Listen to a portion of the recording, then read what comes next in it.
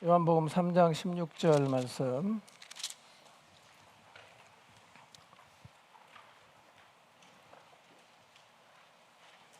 다 외울 수 있죠?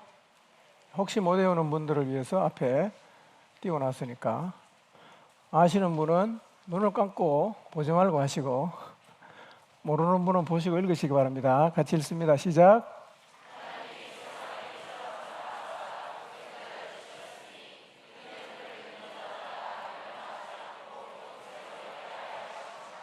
아멘.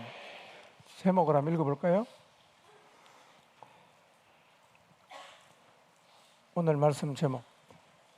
네, 없어요? 메뉴에 있는데. 오케이. 예수님을 믿으십시오. 예수님을 믿으십시오. 우리가 기도해 왔던 그 영혼에게 구원의 은혜가 있도록 이 복음의 말씀이 그들의 마음속에 이론이 아니라 능력으로 경험되도록 순간순간 기도해 주시기를 바랍니다. 그리고 이미 믿는 분들은 다시 하나님의 사랑 앞에 서는 그런 시간이 되시기를 바랍니다. 우리가 읽었던 요한복음 3장 16절 말씀은 교회를 다녀본 사람이라면 누구나 기억하고 있는 말씀이고 웬만큼 다닌 사람은 암송하고 있는 말씀이고 교회를 다니지 않았던 사람도 한두 번 정도는 들어본 적이 있는 매우 유명한 성경 구절입니다. 이 말씀이 이렇게 유명한 이유는 이 말씀이 성경이 말하고자 하는 복음의 핵심을 담고 있기 때문입니다. 그래서 이 시간과 또 저녁 식사하고 이후 시간에 요한복음 3장 16절 말씀을 중심으로 예수님을 왜 믿어야 되는지, 예수님을 믿는다는 말의 의미가 무엇인지를 말씀드리려고 합니다.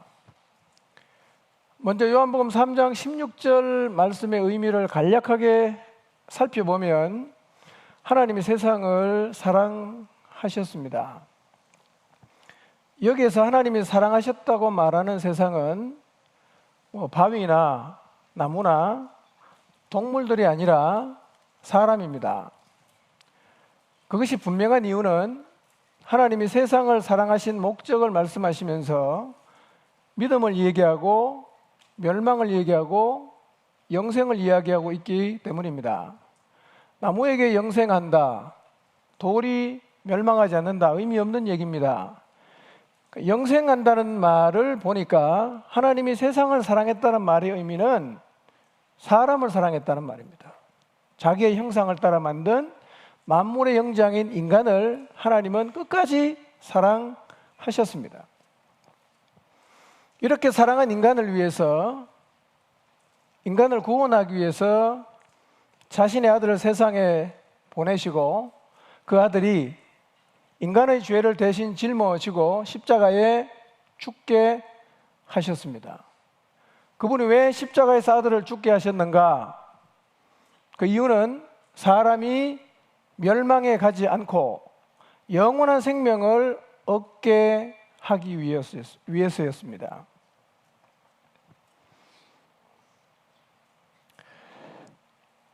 하나님이 보내주신 구원자인 예수님을 믿는 사람은 영생을 얻고 하나님이 구원자를 세상에 보내주셨지만 믿지 않는 사람은 멸망으로 가게 되는데 이것은 요한복음 13장이 요약을 하고 있지만 신구약 성경 전체가 말하고 있는 내용의 핵심이기도 합니다. 살아계시는 하나님께서 하나님을 떠나간 인간을 구원하시기 위해서 자신의 아들을 세상에 보내셨습니다. 우리의 죄를 대신해서 십자가에서 죽게 하심으로 구원의 길을 완성하셨습니다. 하나님 인간을 구원할 수 있는 일은 이제 다 하셨어요. 이제 구원을 얻으려고 하면 사람이 반응을 해야 됩니다. 사람이 할 수 있는 유일한 반응이 무엇인가 하면 하나님이 보낸 구원자인 예수님을 믿는 것입니다. 믿느냐, 믿지 않느냐, 이것이 관건입니다. 이것이 영생과 멸망을 결정짓습니다. 교회를 다니면서 해야 되는 가장 중요한 일이 무엇이냐면 하나님의 아들이신 예수님을 믿는 것입니다. 자신의 영적인 상태가 아니라 자신의 영적인 위치를 확인하려고 하면 다른 걸 묻지 말고 예수님을 믿고 있는가를 물어야 됩니다. 근데 사람들은 자기 자신의 영적인 위치를 말할 때 믿는가를 묻지 않고 자꾸 엉뚱한 것을 통해서 확인하려고 합니다. 예를 들면 내가 교회를 얼마나 오랫동안 다녔는데 라고 얘기를 합니다. 내가 교회에서 얼마나 봉사를 많이 했는데 라고 얘기를 합니다. 내가 교회 안에 직분이 무엇인데 라고 얘기를 합니다. 우리 가문이 몇 대째 교회를 다닌 가문인데 라고 얘기하면서 그래서 나는 영적인 위치가 영생을 받는 자리라고 주장을 합니다. 그런데 이런 것들로는 자기 자신의 영적인 위치를 정확하게 설명할 수가 없습니다. 왜냐하면 믿지 않아도 사회봉사를 하듯이 교회에서 열심히 봉사할 수 있습니다. 믿지 않아도 교회라는 단체에 오랜 기간 소속될 수 있습니다. 그리고 잘하면 성실하면 집사도 되고 장로도 되고 심지어는 목사도 될 수가 있습니다. 그런데 이런 외형적인 것들은 우리의 신앙의 위치를 결정하는 결정적인 요소는 결코 아닙니다. 신앙의 행위들은 위치가 바뀌지 않은 상태에서도 관습적으로도 충분히 할 수가 있습니다.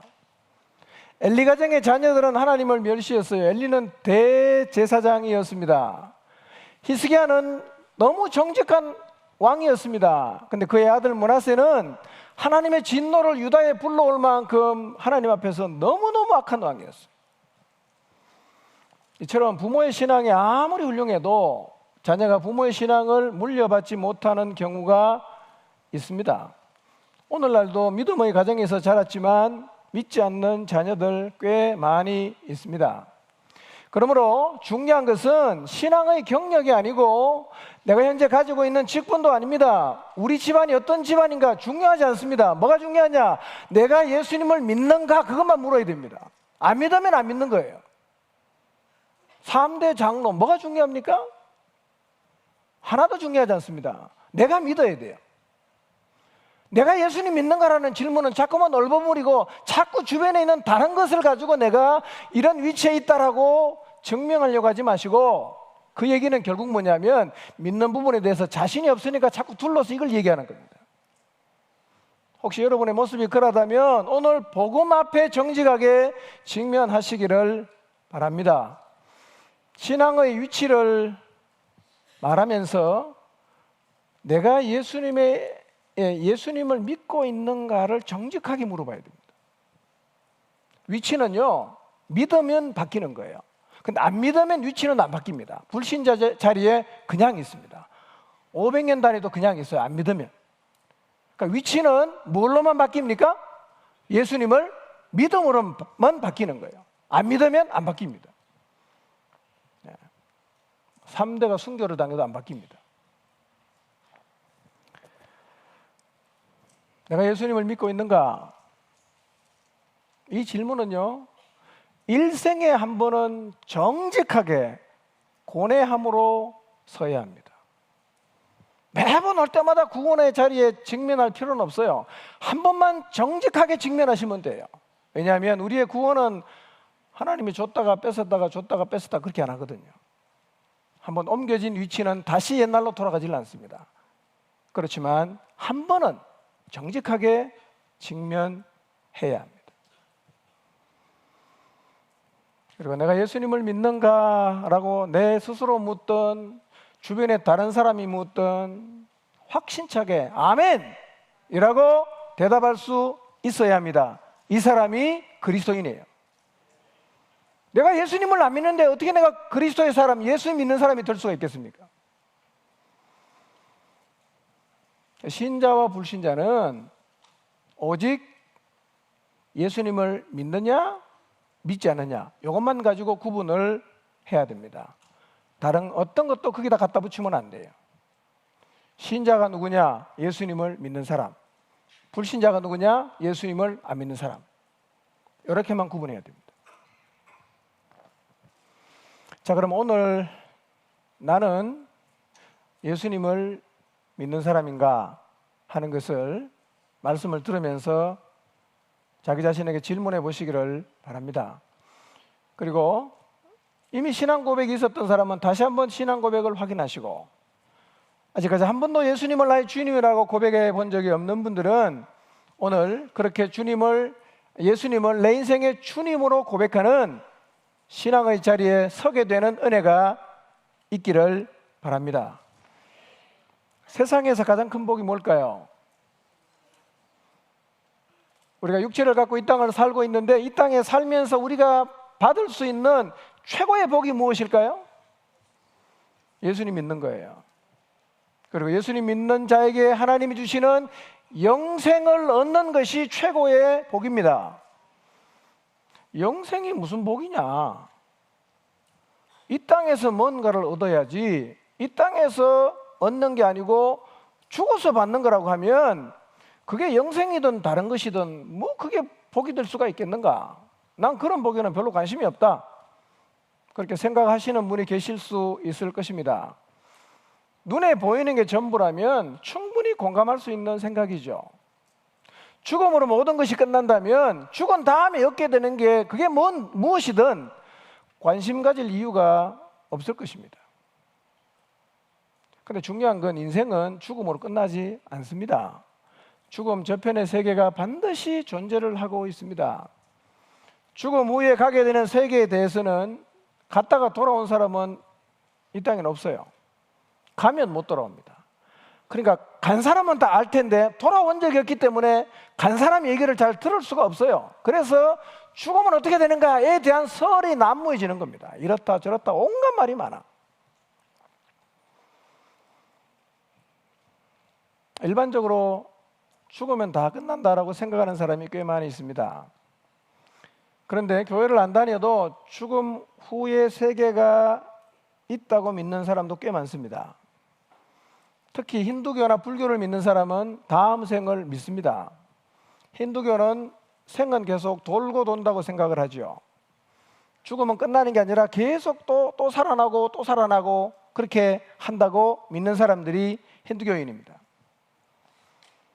그리고 코란, 아울러서 구약 성경의 일부를 믿는 이슬람 교도들도 죽음 후의 세계를 믿습니다. 자살퇴를 하는 이유가 뭐냐? 죽음 후의 세계를 믿기 때문에 자살퇴를 하는 겁니다. 죽음 저편의 세계가 있으니까 이 생을 집어 던지는 거예요.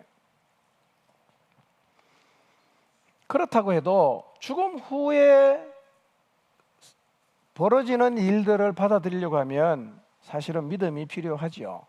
왜냐하면 죽음 저편의 세계는 과학적으로도 증명할 수가 없기 때문입니다. 그런데 오늘 우리가 읽은 요한복음 3장 16절 말씀에서 하나님이 세상을 사랑해서 독생자인 아들을 보내시고 그 아들을 믿는 자에게 주시려고 했던 게 바로 영생이라고 말씀을 하고 있습니다. 영생이라는 말의 의미가 무엇입니까? 영원히 산다는 거예요. 예수님이 그런 말씀을 하셨어요.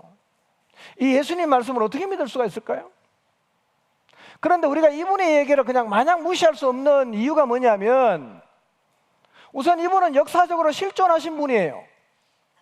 가상의 존재가 아니라 2000년 전에 이 땅에 오셔서 살다가 십자가에서 죽으신 분이란 말이에요. 우리는 그분이 이 땅에 살아계실 때 무슨 말을 했는지 어느 정도 알고 있습니다. 그리고 성경에 그분의 행적과 말씀이 기록되어 있기 때문에 잘 모른다고 하면 지금이라도 성경을 읽으면 그분이 어떤 분인지 무슨 얘기를 했는지 확인할 수가 있어요. 그런데 그분에 대한 일반적인 평가는 그분은 도덕적으로 흠이 없는 사람이다, 가난한 자와 소외된 자의 친구로 사셨다, 모든 사람을 사랑했던 분으로 생각을 합니다. 그리고 그분은 거짓말을 해서 사기를 친다거나 사람을 선동한 적이 없는 분이시고 매우 인격적이시고 주옥 같은 말씀을 남기셨던 분으로 믿든 안 믿든 인정을 합니다. 그리고 그분은 정신이 이상해서 자기도 알 수 없는 말을 횡설수설 그렇게 내뱉은 사람이 아니라는 것도 우리가 알고 있습니다. 무슨 얘기냐? 그분의 말씀은 믿을만 하다는 거죠. 여러분, 세상에서도 믿을만한 사람의 얘기는 내가 잘 경험한 적이 없는 얘기도 일단은 귀담아 듣지 않습니까? 그런데 바로 이 예수님께서 사람이 죽고 나면 심판도 있고 멸망도 있고 영생도 있다고 말씀을 하셨어요.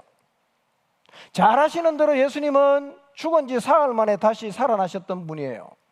이 말의 의미는 이 지구상에서 유일하게 죽음 저편으로 갔다가 되돌아오신 분이 예수님이라는 말이죠. 그분은 죽음 저편에 어떤 일이 벌어지는지를 다 알고 계시는 분입니다. 그분이 하신 말씀이에요.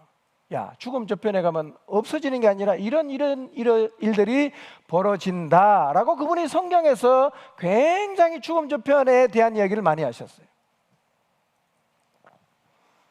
히브리서 9장 27절을 같이 보겠습니다. 시작.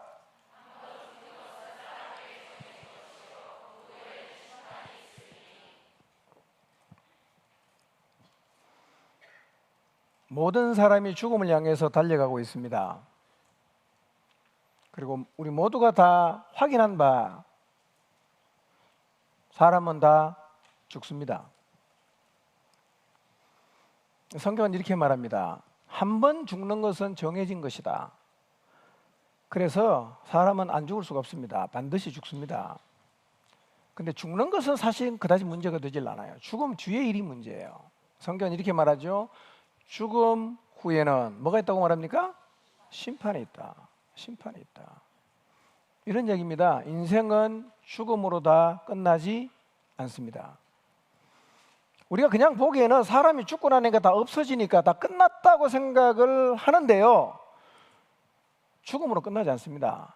죽음 후에는 심판이 있는데 요한이라는 사도가 환상 가운데 하나님께서 죽음 이후에 사람들이 받는 심판의 장면을 보여주셨어요.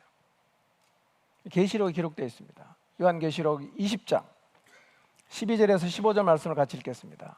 시작.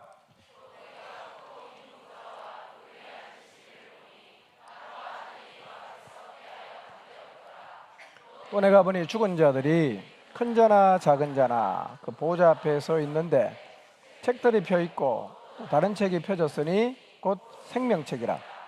죽은 자들이 자기 행위를 따라 책들에 기록된 대로 심판을 받으니 바다가 그 가운데에서 죽은 자들을 내주고 사망과 음부도 그 가운데에서 죽은 자들을 내주며 각 사람이 자기의 행위대로 심판을 받고 사망과 음부도 불못에 던져지니 이것은 둘째 사망 곧 불못이라. 누구든지 생명책에 기록되지 못한 자는 불못에 던져지리라.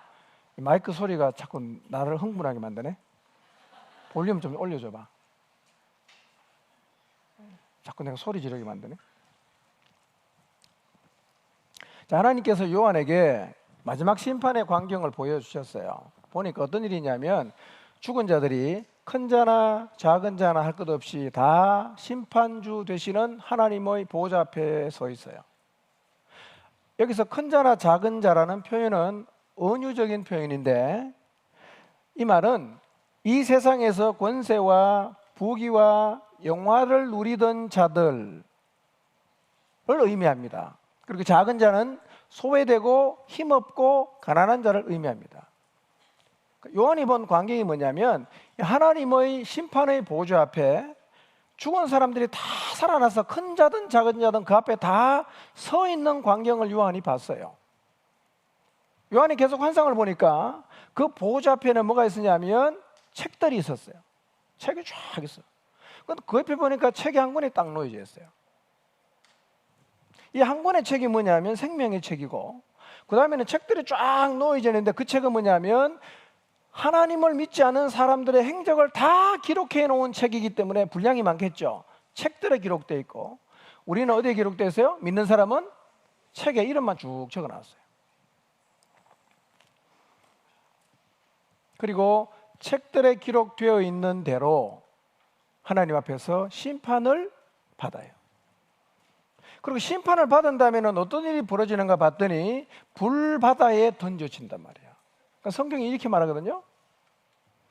사망과 음부도 불못에 던져지니 이것은 둘째 사망 곧 불못이라 그랬어요. 심판을 받으면 불못에 불바다에 던져지는데 이것을 성경은 둘째 사망이라 그런단 말이에요. 왜 둘째 사망입니까? 한 번은 이미 죽었잖아. 근데 살려내 갖고 또 죽잖아. 그리고 이걸 몇째 사망입니까? 두 번째 죽는데 이게 영원히 죽는 거예요. 이 광경을 요한이 봤어요. 근데 누가 이 둘째 사망에 들어가느냐 봤더니 생명책에 이름이 기록이 안 된 사람이 불못에 던져져서 둘째 사망으로 가게 되는데, 성경에 예수님을 믿지 않은 사람이 멸망에 간다는 의미는 늙어서 죽는다는 말이 아니라 이렇게 죽는 죽음을 성경에서 멸망이라고 하는 겁니다. 여러분, 믿는 사람이나 안 믿는 사람이나 다 똑같이 죽잖아요. 근데 성경에서 말하는 믿지 않는 사람이 가는 멸망은 한 번 죽는 걸 말하는 게 아니라 살려내 갖고 하나님이 심판해서 두 번째 영원한 불못에 던지는 멸망을 믿지 않는 사람이 받는 멸망이라고 하는 것입니다. 모든 인생은 이 자리에 다 서게 되어 있습니다. 모든 인생은 다 씁니다. 그래서 인생은 이 자리에 서서 둘 중에 하나로 끝나는 거죠. 하나는 영생으로 가든지 하나는 영벌로 가든지, 둘 중에 하나예요. 인생의 마지막 자리에 가면요, 지금은 뭐 교회를 다니고 예수님 믿는 사람이나 안 믿는 사람이나 별로 차이가 없어 보이는데요, 그때 가면 인생이 믿는 사람과 믿지 않는 사람 인생이 극명하게 갈립니다. 믿지 않는 사람은 영원한 멸망, 믿는 사람은 영원한 생명. 여러분, 지금 믿는 사람이나 안 믿는 사람이 별 차이 없어 보이죠? 그러나 그날 가면요, 야, 예수님을 믿었다는 게 이렇게 대단한 것이구나 라는 사실을 우리가 절감하면서 하나님 앞에 감사하게 될 것입니다. 세상을 사랑하신 하나님, 인간을 사랑하신 하나님은 모든 인간이 이 자리에 서서 심판을 받고 멸망에 가지 않도록 우리에게 구원자를 보내줬다는 거예요. 그게 요한복음 3장 16절이에요. 구원자를 보낸 이유를 요한복음 5장 24절은 이렇게 말해요. 한번 읽어볼까요? 시작.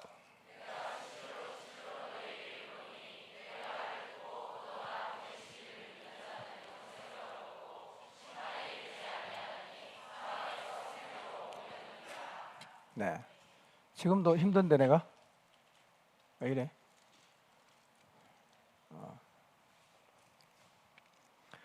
자, 예수님이 하신 말씀입니다. 내가 진실로 진실로 너에게 이르노니 내 말을 듣고 나를 보내신 이를 믿는 사람은 뭘 받아요?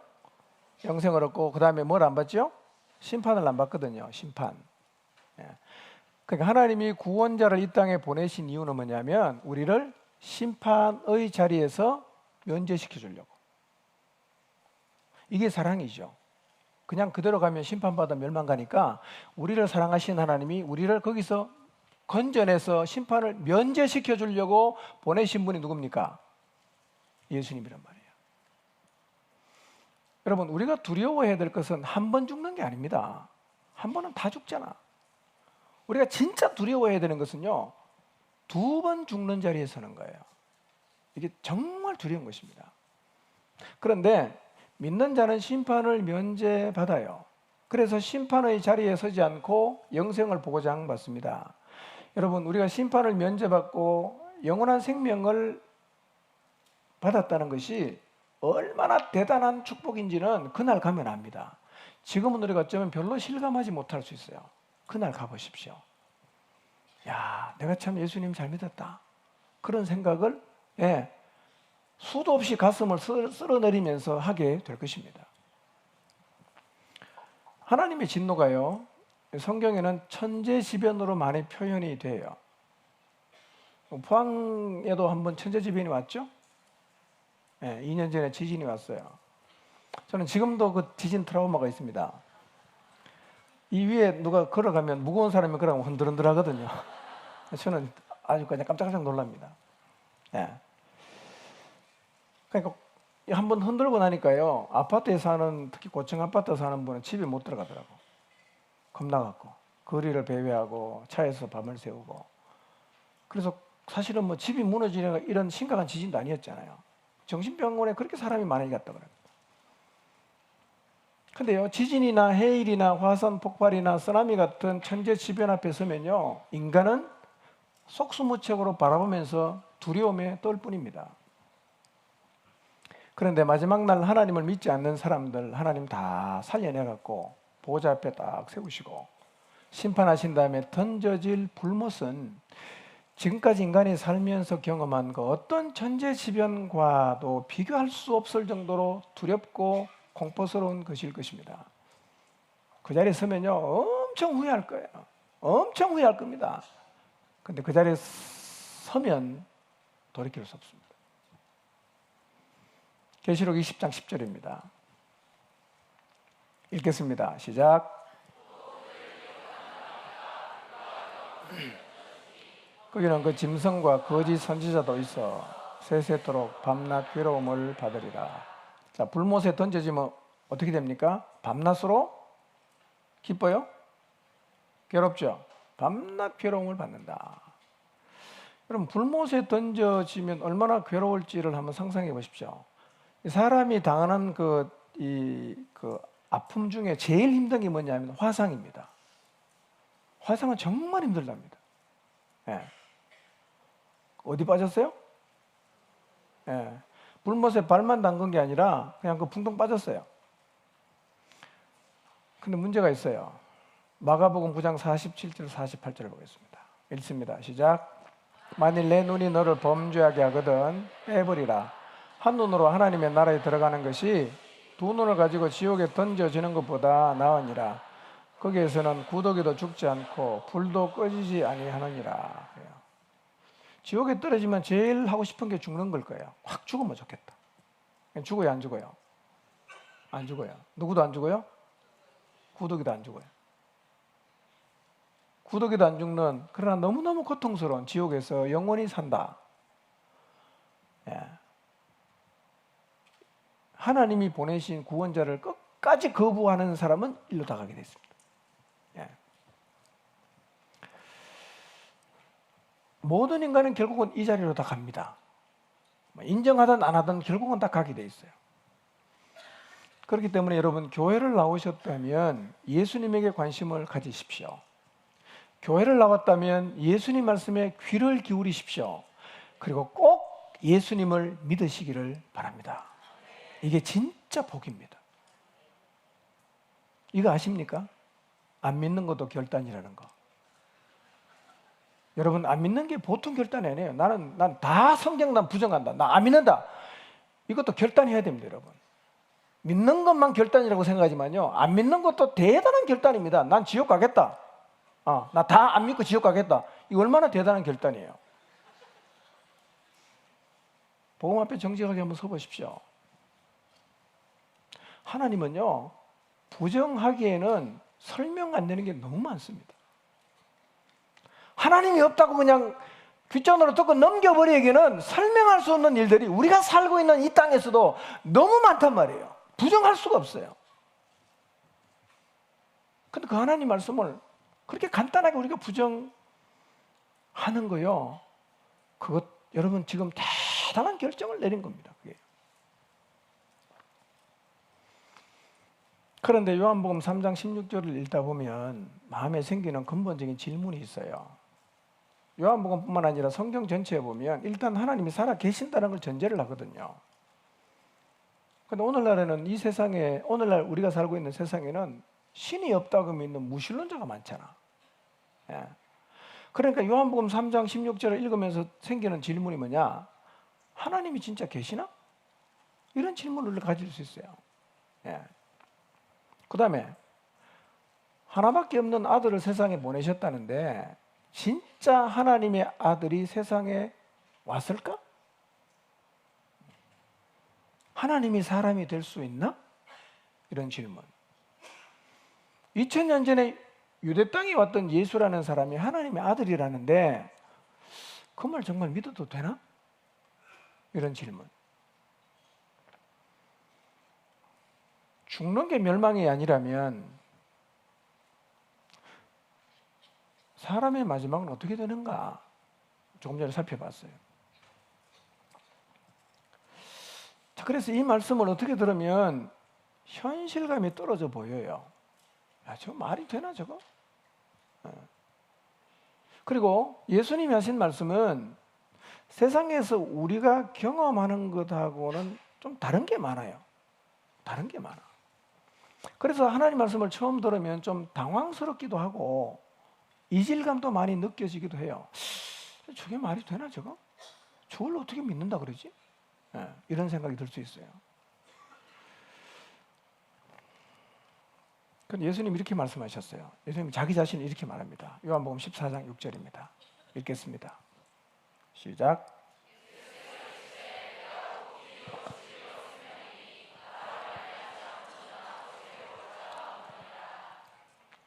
자, 예수님은 이렇게 말씀하시거든요. 내가 길이다. 내가 진리다. 내가 생명이다. 이렇게 말씀하세요. 예수님이 정말 이 말씀대로 진리가 맞으면 예수님이 하신 말씀도 진리가 맞습니다. 그런데 우리가 살면서 경험하고 배우는 것하고 주님이 너무 다른 것을 이야기를 하는데 그분이 말씀하시기를 내 말이 진리다고 얘기합니다. 진리다. 예. 자, 그러면 둘 중에 하나는 거짓말이 맞아요. 진짜 예수님 말씀대로 이 성경 말씀이 진리든지 아니면 성경과는 전혀 다른 얘기를 하는 세상의 말이 진리든지 둘 중에 하나는 진리고 하나는 거짓말입니다. 예, 다 진리일 수는 없어요. 예, 그런데 예수님은 내가 진리다 이렇게 이야기하십니다. 내가 진리다. 예. 우리는 둘 중에 하나는 진리로 받아야 되는데 왜 세상이 하는 얘기하고 성경이 하는 얘기가 이렇게나 다르냐 이거예요. 비슷한 게 아니라 너무 반대되는 얘기를 한단 말이에요. 왜 이럴까? 이렇게 전혀 다른 얘기가 이 세상에 있게 된 이유가 있습니다. 이 과정을 성경은 상세하게 설명하고 있습니다. 왜 세상에는 진리와는 전혀 다른 얘기가 이렇게 많이 사람들에게 오르내리고 있는가? 하나님이 사람을 창조하셨어요. 하나님이 창조하신 최초의 사람이 하나님을 거역하고 떠나갔습니다. 이것을 인간의 타락이라고 말합니다. 그런데 인간이 하나님을 떠나가게 되는 일에 깊은 역할을 한 아주 연관이 있는 존재가 누구냐면 사탄이에요. 창세기 3장 1절에서 5절을 보겠습니다. 읽겠습니다. 시작. 그런데 뱀은 여호와 하나님이 지으신 들짐승 중에 가장 간교하니라. 뱀이 여자에게 물어 이르되 하나님이 참으로 너희에게 동산 모든 나무의 열매를 먹지 말라 하시더냐? 여자가 뱀에게 말하되 동산 중앙에 있는 나무의 열매는 하나님의 말씀에 너희는 먹지도 말고 만지지도 말라. 너희가 죽을까 하노라 하셨느니라. 뱀이 여자에게 이르되 너희가 결코 죽지 아니하리라. 너희가 그것을 먹는 날에는 너희 눈이 밝아져 하나님과 같이 되어 선악을 알 줄 하나님이 아심이니라 그랬어요. 자, 하나님이 최초로 만든 아담과 하와에게 누가 찾아왔어요? 뱀이 찾아왔는데 여기도 보니까 뱀이 하는 얘기하고 하나님이 하는 얘기는 비슷합니까? 완전히 딴 얘기입니까? 완전히 딴 얘기예요. 하나님이 뭐라고 말씀하셨어요?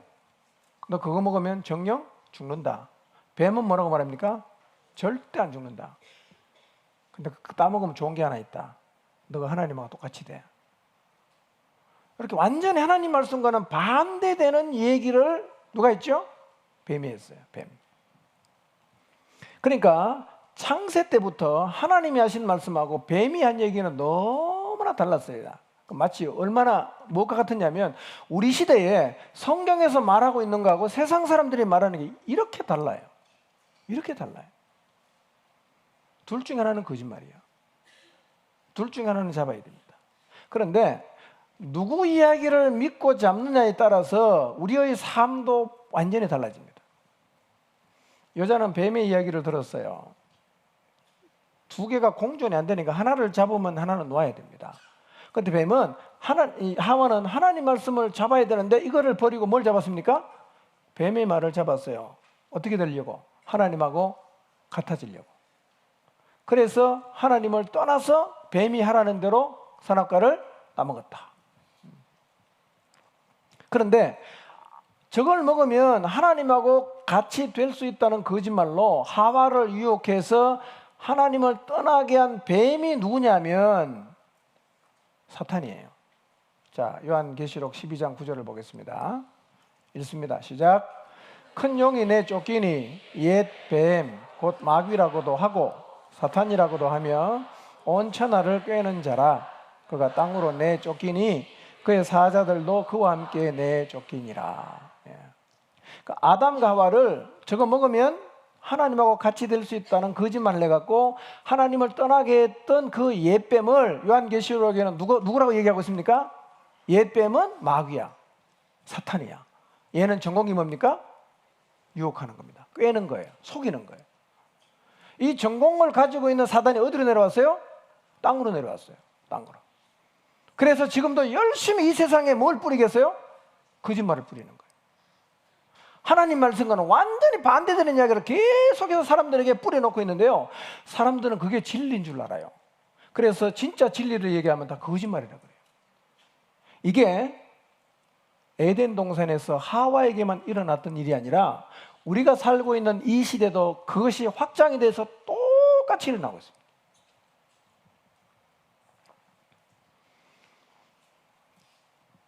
하와를 유혹한 옛뱀은요, 너무나 많은 거짓말을 세상에 뿌려놨어요.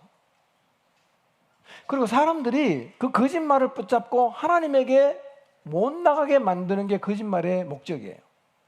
그거 붙잡고 열심히 살다가 지옥 가라 이거예요. 멸망으로 가라. 하나님께로 못 돌아가게 만들기 위해서 거짓을 마치 진실인 것처럼 포장을 해서, 근데 그 거짓말을 따라가면 세상에는 잘 되는 것처럼 보여. 근데 어제 저녁인가 그제 저녁에 말씀드렸지만 사단이 온 목적은 뭐라고요? 죽이고 도둑질하고 죽이고 멸망시키는 거예요. 따라가면 멸망이에요. 근데 그러면 거짓말을 정말 잘해요. 지금 우리 시대에 사단이 세상에 뿌려놓은 거짓말 너무너무 많은데 그중에 윗세를 떨치고 있는 몇 가지만 살펴보면, 첫 번째는 죽음이 끝이다. 그런 거짓말을 많이 뿌려놨죠. 진리는 분명히 조금 전에 살펴봤지만 죽음이 끝입니까? 아니죠. 죽은 사람 다 살려냅니다. 심판하시죠. 이게 진리예요. 근데 사단은 뭐라고 말하고 있습니까? 죽음이 끝이라고 말해서 사람들로 하여금 죽음 이쪽만 바라보고 살다가 영원한 멸망으로 가게 거짓말 해놓은 거예요.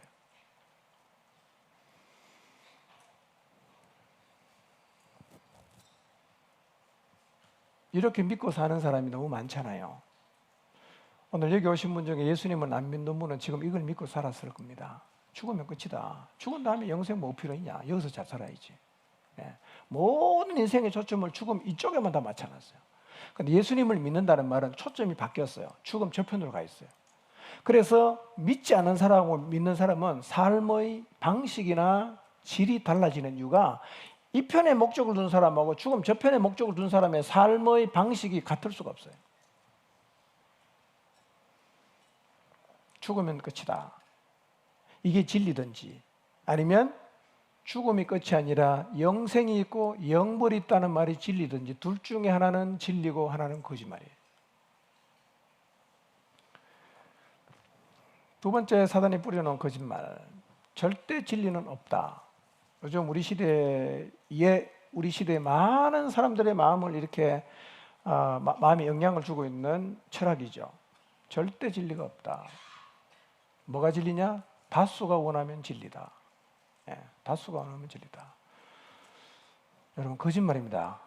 새빨간 거짓말이죠. 진리를 다수로 결정합니까? 세상이 다 원해도 거짓이 진리로 바뀔 수는 없습니다. 그러니까 모든 종교를 통합하겠다, 이거 말이 안 돼요. 말이 안 돼요. 절대 진리가 있나요, 없나요? 있나요? 무엇이 절대 진리입니까?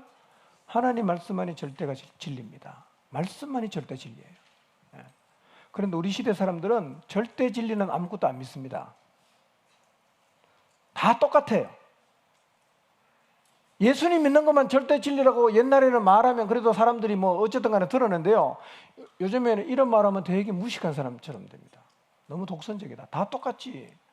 기독교나 불교나 천주교나 저기 물 떠놓고 비는 거나 이슬람이나 뭐가 틀리냐, 다 똑같다. 이게 종교 통합이에요. 이게 누가 뿌려놓은 거짓말입니까? 사단이 뿌려놓은 거짓말인데요. 참 기가 찬 거는요, 교회 안에서 목사들도 이거 동의하면서 종교 통합하자고 나서니까 참 기가 찬 일 아닙니까 이게? 네. 그 다음에 거짓말. 내가 하고 싶은 대로 하면 된다. 누구의 통제도 받을 필요가 없고 그냥 내가 하고 싶은 대로 하면 된다. 언젠가 제가 한번 말씀드렸는데요. 사단의 전략이 뭐냐면 미숙한 아이들에게 과도한 자유를 주어갖고 세상을 엉망으로 만드는 건데요. 그 전략이 한국에도 지금 잘 먹히고 있습니다. 요즘에는요, 초중학교 되면 이미 성관계 네 자유롭게 해라 라고 지금 학교마다 다 법 다 만들고 있습니다. 교육청에서. 세상이 완전히 미쳐 돌아가는 겁니다. 초등학교 가르치는 교사가 무슨 포르노 책 같답니다. 온갖 성관계하는 방법을 다 가르쳐줍니다. 피임을 어떻게 했냐 다 가르쳐줍니다. 여러분 애들 교과서 한번 보십시오. 좀 집에 안 들고 잘 못 보죠. 기가 찹니다 이게요. 학생 인권 미친 소리입니다. 이게 사단의 전략이에요. 교육이 안 됩니다. 자식이 엄마가 훈계하면 경찰에 신고합니다. 경찰은 잡아갑니다. 이게 뭐냐? 사단의 전략이에요. 미숙한 아이에게 과도한 자유를 줘갖고 인간으로 하여금 본능적으로 살게 만들고 사회를 개판으로 만듭니다. 우리 사회 많이 혼란스럽지 않습니까? 가면 갈수록 더 심해질 거예요. 여러분, 내가 하고 싶은 대로 하는 건 죄입니다. 아멘입니까? 내 욕망을 따라 내 하고 싶은 대로 살아가는 인생이 죄지요. 인간은요, 하나님의 통제를 받으며 살아야 됩니다. 그래야 인간답게 사는 거예요. 하나님의 통제를 무시하고 살면 그건 인간답게 절대로 살 수가 없어요. 그때부터는 진짜 엉망이 되는 거예요. 가끔씩은 참 다음 세대 보면 너무 걱정이 돼요. 우리는 다 끝났으니까 죽으면 되는데 다음 세대 어떻게 해? 세상이 이렇게 미쳐 돌아가는데.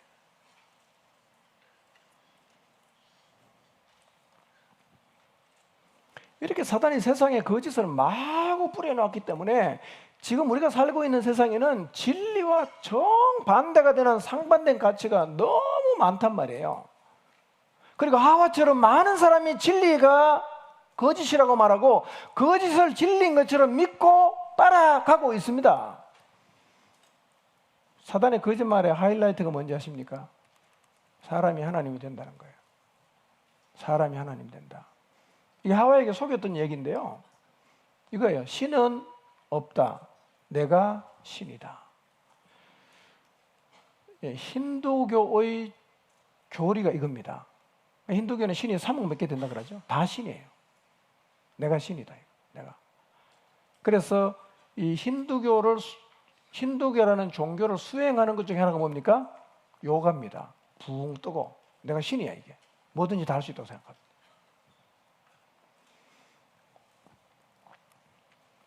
근데 인간은요, 자기 자신을 신으로 생각할 개연성을 많이 갖고 있습니다. 왜냐하면 우리 어제 특강할 때도 들었지만요, 하나님은 모든 피조물 중에서 자신의 형상을 따라 만든 존재는 인간밖에 없어요. 그러니까 인간은 하나님하고 비슷한 게 되게 많습니다. 실제로 만물의 영장인 인간이 가지고 있는 능력 정말 대단합니다. 대단해요. 하나님을 참 흉내를 많이 내죠. 인체 눈을 보고 비슷하게 뭐 만들었어요? 카메라 만들었잖아. 꽃게 아빠를 보고 가위를 만들고, 새를 보고 비행기 만들고, 뭐 엄청 많이 만들어냅니다.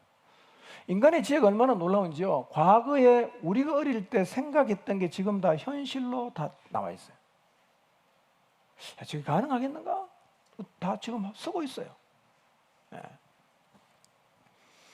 그리고 인간은 지구 안에 숨겨진 거 다 찾아내잖아요. 참 대단합니다, 인간들요. 그 석유도 찾아내고, 석탄도 찾아내고, 세일가스도 찾아내고 뭐 산에 가서 철도 찾아내고 다 찾아내지 않습니까? 번개가 왜 치는지 알아요. 지진이 어떻게 오는지도 다 파악하고 있습니다. 물이 어떻게 순환하는가, 오존층은 어떻게 되는가 다 알고 있습니다. 이것이요, 인간에게 주신 하나님의 은혜입니다. 은혜. 하나님이 숨겨놓고 찾아서 쓰게 만들어놔야지, 숨겨놓고 못 찾았으면 그거 무용지물 되잖아. 그래서 인간에게 하나님이 지구가 존속하는 동안 필요한 거 다 쓸 수 있도록 이것을 찾아낼 수 있는 지혜를 줬어요. 이게 하나님의 은혜란 말이에요. 그런데 하나님을 떠나가는 순간 이 인간에게 베푸신 하나님의 은혜를 인간은 어떻게 착각하느냐면, 아하, 내가 신이네 라고 생각하게 된다는 거예요. 그래서 자기 마음속에 하나님을 없애고 마치 자기가 신인 줄로 착각하며 인생을 사는 사람이 많습니다. 근데 알아야 될 게 있어요. 우리의 마음속에서 하나님을 없애면 내가 하나님이 될 줄 알지만요, 하나님을 없애는 순간 우리는 사단의 종속이 되는 거예요. 하나님 밑에 있는 게 얼마나 행복한데 하나님을 버리고 가면 자유로울 줄 알지만 하나님을 떠나가는 순간 우리는 사탄에게 종속이 되어서 사탄을 따라가는 자가 되는 겁니다. 하나님을 떠나는 순간 즉시로 우리는 사단 안에 꼬봉으로 들어갑니다. 에베소 2장 1절 3절 보겠습니다. 시작.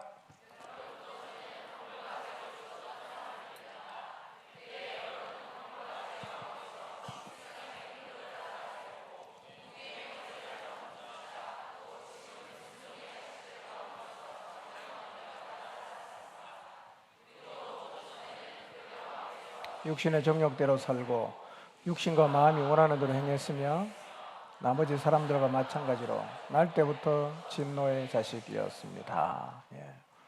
내 마음에 하나님이 없다면 나는 자유로운 영혼이라고 생각을 하실지 모르지만요, 사실은 공중의 권세에 잡은 자인 사탄의 종이 된 것입니다. 그래서 하나님을 떠나면 어떻게 사냐? 성경에 딱 적어놨어요. 한번 자기를 돌아보십시오. 육신의 정욕 따라서 육신과 마음이 원하는 대로 그렇게 사는 거예요. 하나님 떠난 사람은 반드시 그렇게 살게 되어 있습니다. 이런 삶의 결국은 뭡니까? 하나님의 진노입니다. 하나님이 아무 일도 안 하시는 것 같지만 하나님은 기다리시는 겁니다. 기다리십니다. 어느 날 그분은 진노하십니다. 꼭 기억하십시오. 하나님을 내 마음에서 밀어내면 내가 하나님이 된다고 생각하는데 아니에요. 사단의 졸개로 들어가는 거예요. 얼마나 어리석어요. 예? 하나님 떠나가면 자유인 줄 알았는데 그거 가면요, 우리 인생은 결국은 황폐하게 되어 있습니다. 예. 요한복음 8장 44절입니다. 읽겠습니다. 시작. 너희 아비의 욕심을 너희도 행하고자 하느니라. 그는 처음부터 살인한 자요, 진리가 그 속에 없으므로 진리에 서지 못하고 거짓을 말할 때마다 제 것으로 말하나니 이는 그가 거짓말쟁이요 거짓의 아비가 되었습니다. 하나님을 버리고 자유로운 영혼이 되어 사는 것의 실체가 뭐냐면 거짓의 아비인 사단의 졸개가 되는 것입니다. 세상의 가치를 따라간다는 얘기는 마귀의 자식으로 산다는 말과 같은 말입니다. 얼마나 사단이 거짓말을 잘하는지 예수님 말씀이에요. 거짓의 아비다 이렇게 얘기하십니다. 너무너무 거짓말을 잘해요. 그래서 지금 이 세상에는요, 사단이 뿌려놓은 거짓이 난무하고 있어서 하나님 말씀하고 너무나 다른 얘기를 세상에서 듣게 되는 겁니다. 과정이 그렇게 됐어요. 하와를 속인 사단이 세상에 너무 많은 거짓말을 뿌려나갔고 이제는 진리를 말하면 굉장히 이상한 소리로 들릴 정도로 거짓이 편만해졌어요. 여러분, 지금도 세상에는 진리와 거짓이 동시에 존재를 하지요. 교회 밖에만 나가면 전부 거짓말을 듣습니다.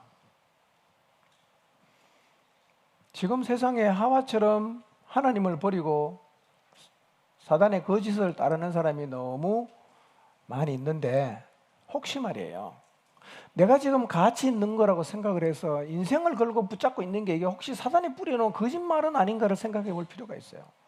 그거 잡고 가면 결국은 다 밑으로 떨어지게 되어 있습니다. 잘 잡아야 됩니다. 진리를 잡아야 돼. 여러분, 이 세상에는 합일점을 찾을 수 없는 두 개의 가치가 존재하고 있습니다. 예수님 말씀하셨어요. 내가 진리다. 내가 진리다. 나를 믿으면 영생을 얻는다. 그렇게 말씀하십니다. 혹시 이 자리에 계신 분 가운데 이 이야기를 처음 듣는다고 해도 진리가 과연 존재하는지에 대해서 말씀 앞에서 한번 고뇌해 보시기를 바랍니다. 그리고 이 진리를 붙잡는 은혜를 입게 되시기를 바랍니다. 다음 질문 한번 생각해 보겠습니다. 어쨌든 내 삶을 돌아보면 그래도 그럭저럭 잘 살고 있는 것 같은데 왜 굳이 구원자가 필요한가? 라는 질문입니다.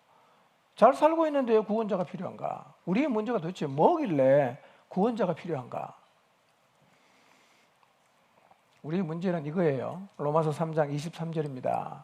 읽겠습니다. 시작.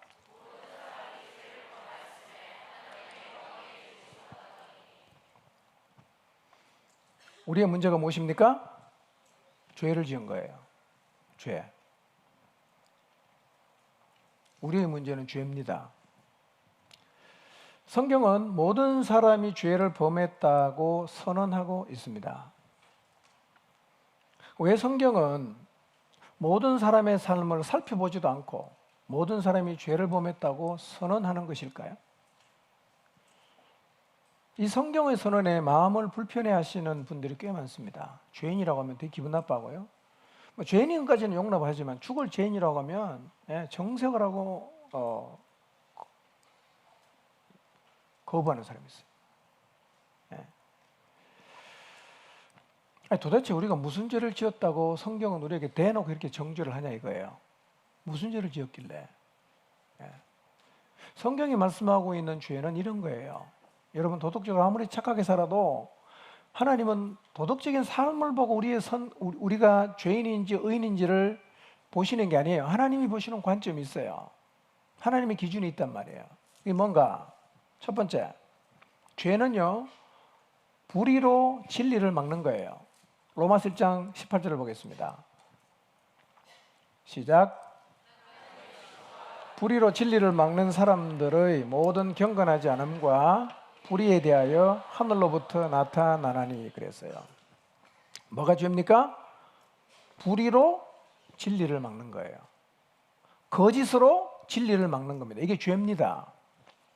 그러니까 진리인 하나님 말씀을 무시하고 부정하고 비웃으면서 이 불의를 가지고 진리를 이겨먹는 게 죄입니다.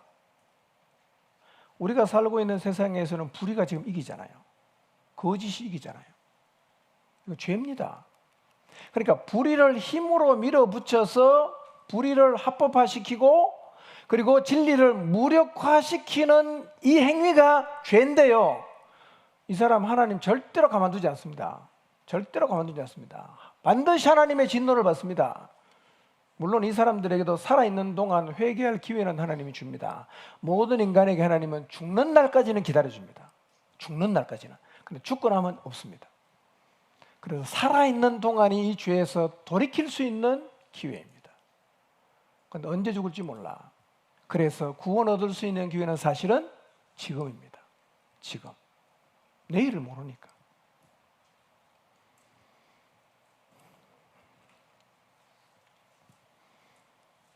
인생의 마지막 순간에 우리의 영원한 운명을 가르는 것은 우리가 이 땅에서 진리를 따라 살았냐 아니면 사단의 거짓말에 속아서 불의로 진리를 막으면서 살았는가로 결정이 됩니다. 여러분, 지금 우리가 살고 있는 세상은요 진리를 무시하고 진리를 부정하고 불의로 진리를 막고 사는 사람이 별 문제 없어 보이지 않습니까? 그 사람이 권력을 누리고 있어요. 부여도 누립니다. 아무 탈 없이 큰 소리 치며 살고 있어요. 여러분, 7, 80년의 짧은 인생 너무 크게 생각하지 마십시오. 이 7, 80년의 인생이라는 것은 영혼의 관점에서 보면 하나의 점과 같습니다. 점과 같습니다. 그래서 베드로 전서에서는 말씀하죠. 주에게는 하루가 1000년 같고 1000년이 하루 같다. 영생의 관점에서 7, 80년의 인생은 진짜 아무것도 아니에요. 7, 80년 잘 살고 영원히 불바다에 빠져서 고통 겪으면 살아가는 길을 선택했다면 그게 과연 지혜로운 일이겠습니까? 바보 같은 짓이지. 진리는 여전히 살아있고 진리는 여전히 우리에게 선포되고 있지 않습니까? 여러분, 불의로 진리를 막는 게 정말 무서운 거예요. 이런 죄는 짓지 마시길 바랍니다. 불의로 진리를 막지 마세요. 이런 질문을 가질 수 있어요. 하나님이 진짜 계신다는 것을 몰라갖고 진리가 뭔지를 몰라서 그럴 수도 있지 않냐 이거예요. 참된 진리를 모르기 때문에 그 진리를 막았을 수도 있지 않겠는가. 자, 로마서 1장 19절 20절을 보겠습니다. 읽습니다. 시작.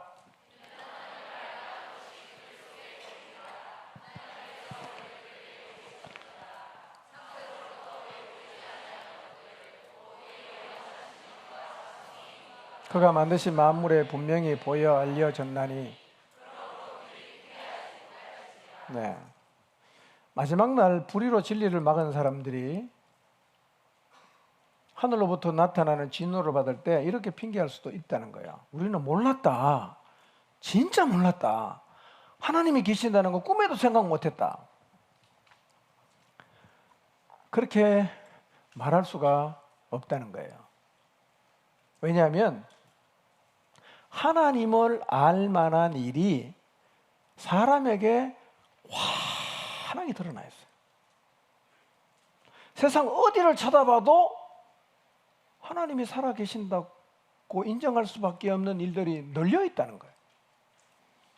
그렇기 때문에 나는 하나님이 있는지를 몰랐다는 핑계는 못한다는 거예요. 그래서 19절 표준 세번역은 이렇게 번역했어요. 자, 다시 한번 읽어볼까요? 시작. 하나님을 알 만한 일이 사람에게 환히 드러나 있습니다. 하나님께서 그것을 환히 드러내 주셨습니다. 하나님을 알만 할 수 있는 것을 환하게 볼 수 있게 하셨어요. 그걸 어디다 드러내놨냐? 1장 20절입니다. 읽습니다. 시작.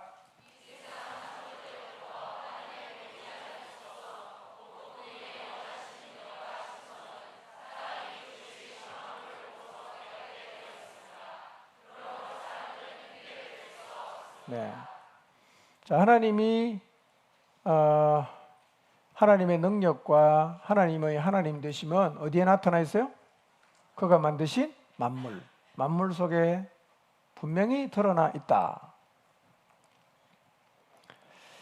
그러니까요, 이 지구라는 곳에서 땅을 밟고 눈을 들어 하늘을 쳐다보면서 살아간 사람은 나는 진리가 뭔지를 몰랐고 하나님이 계신 줄을 몰라서 불의로 진리를 막았다고 핑계할 수가 있다 없다? 없어요.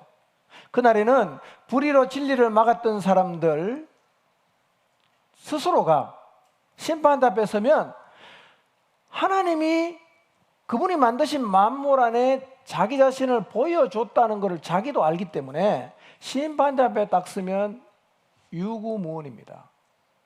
왜 말을 못하냐? 하나님의 심판이 너무나 공정하기 때문에 저분 말이 맞네. 내가 진짜 죄를 지었네. 내가 가야 할 곳 너무 두렵긴 하지만 내가 절로 가야 되겠다. 지가 알아서 불못으로 간다는 거예요. 거짓말을 못하는 거예요. 그러면 하나님이 만드신 만물에 하나님이 진짜 보입니까? 광대한 우주를 보면 창조주가 보입니까? 뭐 이런 얘기는 제가 여러 번 했어요. 동영상도 보여드렸어요. 지구가 우리는 전부인 줄 알지만 우주는 엄청나게 크다는 거 아시죠? 수천억 개의 별이 모인 것이 은하계인데 우주 안에 은하계가 수천억 개 있다고 하니까 이 우주의 광대함은 상상할 수가 없어요. 예. 어떤 은하계는 지구에서 7,200만 광년이 떨어져 있다는데 여러분 7,200만 광년은요 이게 말은 하지만 이게 상상이 안 되는 거죠. 빛은 1초에 몇 킬로 갑니까? 30만 킬로 갑니다. 지구 둘레가 4만 킬로이기 때문에 빛의 속도로 가면 지구를 1초에 몇 바퀴 돕니까? 7바퀴 반을 도는 이 엄청난 빛의 속도로 7,200만 년을 가야 도달하는 곳에 뭐가 있다고요? 은하계가 있다는 거죠. 이 은하계 이름이 NGC 7742, 활동적인 핵을 가진 은하라는 거예요. 그러니까 이 천문학자들이 관측한 은하가 이겁니다. 저 어저께 특강 들으면서요, 지구가 존재하기 위해서는 41가지의 전제가 이루어져야 한다는 얘기 여러분 들으셨죠? 못 들으셨어요? 아이고, 기억나시죠? 끝까지 안 나면 제가 동영상 다시 보여드릴게요. 지구가 존재하려고 하면 41가지 전제가 이루어져야 되는데 이 41가지 전제는 우리가 할 수 있는 게 하나도 없어요. 이 41가지 조건이 충족이 돼야 지구가 존재가 가능하다는 거예요. 누가 이거를 창세 이래 지금까지 한 번도 이 41가지 전제 조건에 문제가 안 생기도록 붙들고 있는 분이 누굽니까? 이거 어떻게 가능해요, 이게?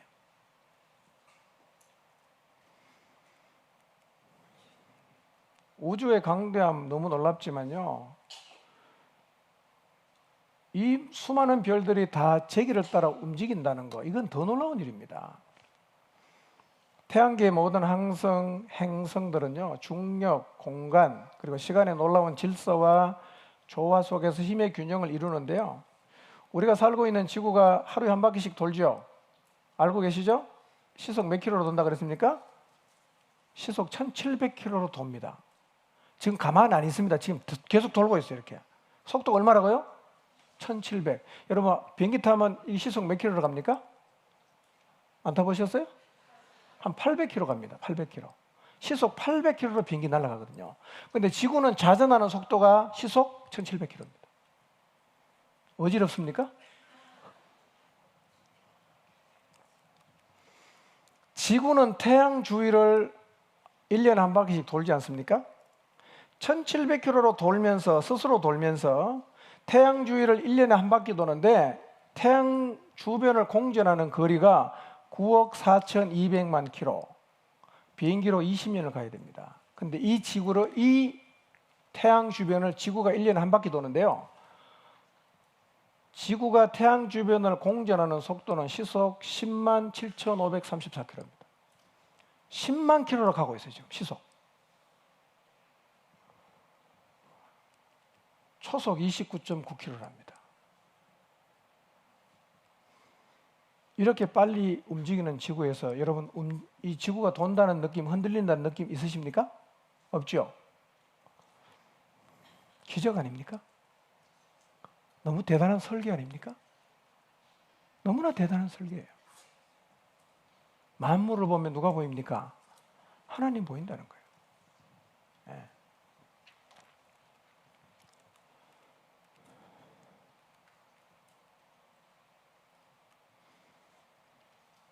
과학이 찾아내므로 하나님을 볼 수 있게 한 위대한 발견 중에 하나는 모든 생물과 인간에게 있는 설계도를 발견한 거예요. 설계도. 여러분 바늘 끝에 대장균이 엄청나게 많지 않습니까? 대장균을 조사를 해봤더니 대장균에도 설계도가 있답니다. 설계도가. 대장균의 설계도를 대장균 하나에다가 설계도를 기호로 풀어보면요 1000페이지가 넘는답니다. 대장균도 그냥 생긴 게 아니라 어떻게 했다고요? 설계를 했어요. 설계. 설계도가 있다는 말은 무슨 말입니까? 설계자가 있다는 말이에요. 대장균도 누군가 설계해서 만들었어요. 과학이 밝혀냈어요. 인간에게는 설계도가 있을까요? 없을까요? 있습니다. 인간 몸은요, 키가 작은 사람은 64조 개 세포가, 키가 큰 사람은 100조 개의 세포가 있다고 합니다. 그런데 이 세포 핵 안에 DNA 정보가 다 들어있는데 이게 우리 몸의 설계도랍니다. 각 사람의 독특한 얼굴, 눈동자, 코높이, 얼굴 모양, 목소리, 머리카락, 가늘기, 이게 우연히 된 게 아니라 그 DNA 안에 설계가 다 돼서 그렇게 된다. 마구잡이로 되는 게 아니고 설계도 다 있어요. 그런데 인간 세포 하나를 페이지로 정리하면 100만 페이지입니다. 상상이 되십니까? 세포가 64족에 있는데 그 세포 한 개를 딱 펼쳐서 정리하면 100만 페이지. 그러니까 인간은요, 하나님이 매우 정교하게 설계를 하셨어요. 저는 제 몸을 보면서요, 진짜 깜짝깜짝 놀랄 때가 많아요. 왜 놀라느냐? 이야, 하나님 진짜 대단하다는 거예요. 인간의 몸을 봐도.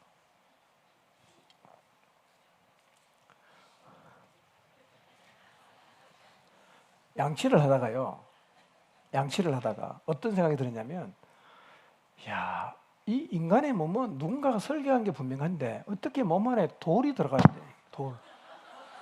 이게 어떻게 이 안에 들어가 있냐 이거예요. 이걸로 다 씹어야 되니까 이따글 한번 생각해보세요. 이거 어떻게 이가 이 안에 딱딱한 돌 같은 게 이 양쪽에 들어가 있냐 하는 거예요. 이게 진화돼서 가능하겠습니까 이게? 이야, 참 신기하다. 어떻게 돌이 여기.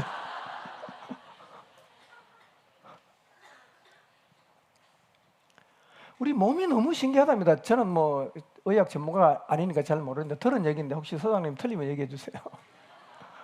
이 사람 몸 안에 칼륨이라는 게 됩니다. 칼륨. 근데 칼륨이 많으면 심장이 안 뛴다. 심장이 안 뛰어요. 칼륨이 없으면 몸이 굳는답니다. 그런데 몸 안에 있는 칼륨이 심장에 무리도 안 가고 몸이 적당하게 굳지 않도록 누가 조절하느냐? 인체가 스스로 조절한다는 거예요. 그러니까 인체는요, 너무너무 신비한데 이런 걸 보면 진짜 하나님이 왜 인간 설계도가 그렇게 방대한지를 아는 거예요. 처음부터 그렇게 다 설계해놨어요. 많으면 안 되니까. 그래서 이 칼륨이 자동으로 생성이 안 되고 조절이 안 되는 사람은 굉장히 위험하답니다. 많으면 심장이 안 뛰고 적으면 몸이 굳으니까. 인간이 조절하기 너무 힘든 거예요. 우리 몸은 그냥 그게 하나님이 조절되도록 처음부터 설계해놨습니다. 인체를 한번 보세요. 너무 신기한 게 많아요. 심장이 어떻게 뛰어 이게? 발동기도 없는데 계속 뛰잖아요 이게. 이게 안 뛰면 어떻게 됩니까? 그럼 여러분 심장이 뛰면 늘 생각하십시오. 내 이 심장 누가 뛰게 합니까? 그럼 뛰면 내가 하나님의 뭘 입고 있어요? 은혜를 입고 있는 거예요. 하나님 은혜를 거둬가시면 딱 서죠. 죽어야 돼. 매일 우리는 하나님 은혜를 입고 살고 있어요. 우리 몸이 너무 놀라워요. 예, 여러분 우리가 음식을 딱 먹으면 우리가 밤에 잠 안 자고 다 영양소별로 구분해서 보냅니까? 야, 비타민은 일로 가라, B 일로 가라, 바늘 좀 갖고 와라 이렇게 합니까? 알아서 다 하잖아요. 어떻게 그게 가능하겠어요? 예? 가끔 이런 생각하죠. 통 하나 만들어 놓고 우리 먹는 음식을 막 분쇄를 해갖고 우리가 거기서 영양소 분리하는 게 가능합니까? 분리 못합니다. 몸은 다 분리해요. 너무나 정교하게 설계를 잘 해놓으셨어요. 그 설계도 그렇게 방대한 겁니다.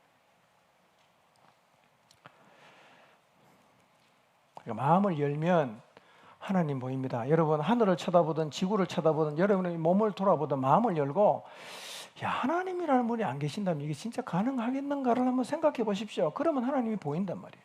보여요. 예.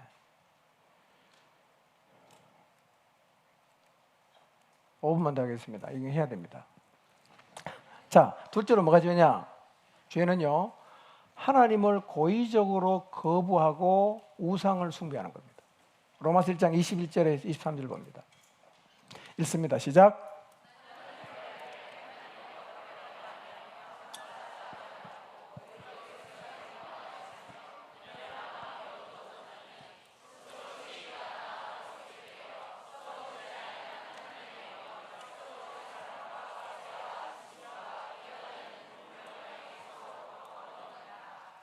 뭐가 죄냐? 하나님은 살아계신 게 분명히 보입니다. 그러니까 거부하면 어떻게 거부하는 겁니까? 고의적으로 거부하는 겁니다. 고의적으로. 그래서 하나님을 고의적으로 거부하고 우상을 숭배하는 게 죄입니다. 네, 그게 죄예요. 하나님에게 돌려드려야 될 영광을 하나님을 거부하고 엉뚱한 데다가 영광을 돌린단 말이에요. 얼마나 인간이 미련한지 몰라요. 네. 인간이 섬기는 우상들이 뭐냐? 22절에 말씀하고 있는데요. 새, 짐승, 동물 모양의 우상인데요. 우리가 잡아서 구워 먹는 소가 어떻게 우상 숭배의 대상이 될 수 있습니까? 우리가 즐겨 먹는 삼겹살을 제공하는 돼지가 어떻게 우리가 숭배할 대상이 될 수가 있어요? 인간이 그걸 숭배한다니까요. 소 만들어 놓고 돼지 만들어 놓고 원숭이 만들어 놓고 그 앞에 절하고. 여러분, 이 동물은 우리가 다스려야 될 대상이지 경배의 대상이 절대로 아닙니다. 근데 왜 인간이 이렇게 됐는가? 하나님을 고의적으로 거부하면서 그 마음이 어둠에 덮이고 허망해졌어요. 그래서 어리석은 행동을 하는 거예요. 믿는 분들도 우리가 이 말씀 앞에 좀 생각하셔야 됩니다. 뭐가 죄냐면 하나님이 이런 하나님을 영화롭게도 하지 않고 이런 하나님 앞에 감사하지도 않는 게 죄라는 겁니다. 그래서 예수님을 믿고 나서도 다시 어둠에 빠지면요, 우리도 이런 어리석은 행동을 할 가능성이 있어요. 하나님을 영화롭게 하셔야 됩니다. 엉뚱한 데 가서 경배하시면 안 돼요. 그래서 1장 24절 27절을 보면 하나님을 고의적으로 거부하는 사람의 상태를 이렇게 말합니다. 읽어볼까요? 시작.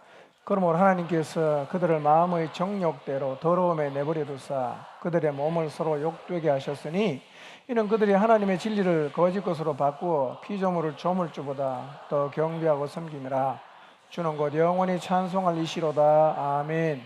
이 때문에 하나님께서 그들을 부끄러운 욕심에 내버려 두셨으니 곧 그들의 여자들도 순리대로 쓸 것을 바꾸어 영리로 쓰며 그와 같이 남자들도 순리대로 여자 쓰기를 버리고 서로 향하여 음욕이 부릴 듯하며 남자가 남자와 더불어 부끄러운 일을 행하며 그들의 그릇 때문에 상당한 보응을 그들 자신이 받았느니라. 그래서 세상이 엉망이 되는 겁니다. 엉망이 되는 거예요. 하나님이 정욕대로 더러움에 내버려 두십니다. 그러니까 인간은요, 부끄러운 줄도 모르고 그런 짓 하는 거예요. 무슨 동성애 하다가 커밍아웃 하면 무슨 영웅이나 됩니까? 그 더러운 거 들키면 쪽팔리지, 그게. 뭘 그렇게 영광스럽다고. 무슨 하버드 대학에 한 친구가 목사라는 친구가 내가 동성애자다 커밍아웃 하면 언론에서 박수치고 다 미쳐 들어가는 겁니다, 세상에요. 누가 그렇게 하는 거라고요, 성경에? 하나님을 고의적으로 거부하는 인간들이 이렇게 한다는 거예요. 그러니까 성적으로 타락하는 겁니다. 하나님의 창조의 질서에 도전하는 겁니다. 이게 뭐냐? 하나님을 고의적으로 부정하는 사람들의 삶의 모습인데 우리 시대 우리는 계속해서 보고 있습니다. 이런 세상 하나님이 어떻게 참으시는지 모르겠어요. 세 번째 죄 읽읍시다. 띄워주세요. 시작. 마음에 하나님 두기를 싫어하는 게 죄입니다. 로마서 1장 28절. 사실은 이것은 모든 죄의 근본이기도 하죠. 읽어봅시다. 시작. 로마서 1장 28절. 시작. 아닌데. 오케이. 시작. 또한 그들이 마음에 하나님 두기를 싫어하며 하나님께서 그들을 그 상실한 마음대로 내버려 두사 합당하지 못한 일을 하게 하셨다. 여러분, 마음에 하나님 두는 것을 싫어하는 게 모든 죄의 근본이요 출발입니다. 마음에 하나님 두기를 싫어한다는 말은 하나님을 거부한다는 말입니다. 하나님을 인정 안 하겠다, 그 말이거든요. 우리 마음에서 하나님을 없애면 어떻게 된다고요? 아까 설명했죠? 하나님 없애면 마귀 자식이 되고 그 다음에 하나님 없애면 자기가 뭐가 된다고? 하나님인 줄 착각하게 된다 그랬어요. 근데 인간은요, 자기 위에 하나님을 없애면 자기 위는 없어집니다. 왜냐하면 인간은 처음부터 뭘로 만들었어요? 만물을 다스리는 존재로 만들었기 때문에 하나님을 없애면 사실은 인간 위에는 아무도 없어지는 거예요. 그래서 하나님을 부정하는 순간 자동으로 자기가 하나님으로 착각하게 되어 있는 존재가 바로 인간입니다. 그러니까 자기가 순종해야 되고 자기가 통제받아야 되는 유일한 대상인 하나님을 없애고 나면 그때부터 인간은 아무에게도 통제를 받지 않게 됩니다. 이제부터는 내가 어떻게 살든지 간에 간섭할 대상이 없어지고 내 인생 이렇게 살아라 저렇게 살아라 말할 수 있는 대상이 없어졌는데 정확히 말하면 내가 없애버린 거예요. 나 필요 없다. 내 마음대로 하겠다. 이게 죄입니다. 아무리 도덕적으로 선하게 살아도 1년에 구제하는데 1억씩 갖다 줘도 내 마음에 하나님을 없앤 게 죄입니다. 그 죄는 반드시 하나님의 진노를 받게 되고 영원한 멸망으로 가게 되어 있습니다. 인간은요, 하나님을 거부하면 그 안에 있는 본능적으로 악한 이 욕망을 제어할 수 있는 브레이크가 없어지기 때문에 온갖 죄악에 정신없이 빠지는 겁니다. 끝이 없이 빠집니다. 여러분, 죄도요, 자꾸 지으면요, 자극적인 걸 원하기 때문에 처음에 하던 죄가 계속하면 재미가 없습니다. 그래서 남자, 여자 재미없으니까 이제 뭐하고 합니까? 남자. 그것도 재미가 없으니까 동물하고 하고 이러는 겁니다. 시체하고 하고. 예, 너무 상상하지 마세요. 로마서 1장 28절 32절 이제 마무리합시다. 읽읍시다. 하나님 없애면 이렇게 됩니다. 시작. 또한 그들이 마음에 하나님 두기를 싫어하며 하나님께서 그들을 그 상실한 마음대로 내버려 두사 합당하지 못한 일을 하게 하셨으니 곧 모든 불의, 추악, 탐욕, 악의가 가득한 자요, 시기, 살인, 분쟁, 사기, 악독이 가득한 자요, 수군수군하는 자요, 비방하는 자요, 하나님께서 미워하시는 자요, 능욕하는 자요, 교만한 자요, 자랑하는 자요, 악을 도모하는 자요, 부모를 거역하는 자요, 우매한 자요, 배약하는 자요, 무정한 자요, 무자비한 자라. 그들이 같은 일을 행하는 자는 사형에 해당한다고 하나님께서 정하심을 알고도 자기들만 행할 뿐 아니라 또한 그런 일을 행하는 자들을 옳다 하느니라. 예. 마음에 하나님을 거부하면 통제받을 대상을 내가 스스로 없애버리기 때문에 그 다음부터는 본능적으로 내 마음대로 하게 되어 있습니다. 죄는 여기는 21가지 말했지만 인간이 짓는 죄를 구체적으로 적으면 21가지가 됐습니까? 2100가지도 넘죠. 우리는 하나님 없애고 나면 다 할 수 있습니다. 다 할 수 있어요. 기회가 안 돼서 못할 뿐이지. 기회만 주어지면 그저 다 짓습니다. 그래서 이렇게 마음에서 하나님을 없애버리고 자기 마음대로 인생을 살아가는 그 인간들을 향한 하나님의 심판의 선고가 뭐냐? 32절. 그들이 이 같은 일을 행하는 자는 뭐에 해당합니까? 사형에 해당한다고 하나님이 정해놨는데 이거를 알고도 무시하고 그런 일을 행하는 사람하고 괜찮아 라고 말한다는 거예요. 지금 우리 세상 그러지 않습니까? 진리 거슬려서 마음대로 나쁜 짓 하고 댕기는다. 괜찮아 이렇게 말합니다. 죄를 점점 이제는 완화시켰습니다. 웬만한 건 다 죄가 아니에요 이제. 예. 이게 죄입니다. 자, 정리합니다. 첫째, 뭐가 죄입니까? 불의로 진리를 막는 게 죄예요. 불의로 진리를 막는 게 죄입니다. 두 번째 죄는 뭐죠? 하나님을 다 읽어보세요. 시작. 하나님을 알지만 거부하고 하나님을 영화롭게 하지 않고 감사하지 않고 우상 숭배하는 거. 왜 알 수 있냐? 다 보여줬기 때문에. 근데 거부하는 거예요. 그리고 우상을 숭배하는 거. 이게 죄입니다. 세 번째 죄는 뭐죠? 마음에 하나님 두기를 싫어하는 거예요. 이게 죄입니다. 나는 죄인인가를 한번 돌아보시길 바랍니다. 나는 죄인인가? 그러면 이런 죄의 문제는 어떻게 해결하는가? 그걸 이제 저녁을 잘 드시고 와서 얘기하도록 하겠습니다. 기도하겠습니다. 하나님 아버지, 하나님은 세상을 이처럼 사랑하사 독생자를 주셨으니 이는 저를 믿는 자마다 멸망하지 않고 영생을 얻게 하려 하심이라. 하나님, 우리를 구원하기 위해서 아들을 세상에 보내주셨습니다. 하나님이 살아계신다는 걸 분명히 알 수가 있도록 하나님은 이 만물 속에 분명히 보여주셨습니다. 하나님, 아직까지도 하나님을 거부하고 또 불의로 진리를 막고 또 우상을 섬기며 하나님을 부정하며 살아가고 있다면 하나님, 이 말씀 앞에 직면하여 설 수 있도록 도와주시기를 기도합니다. 성령님, 말씀 가운데 빛을 비추어 주셔서 그 빛 앞에서 나의 모습이 어떠한지를 잘 볼 수 있도록 역사하여 주시옵소서. 구원자로 오신 예수 그리스도를 마음으로 받아들이는 은혜를 우리에게 허락하여 주시옵소서. 예수님 이름으로 기도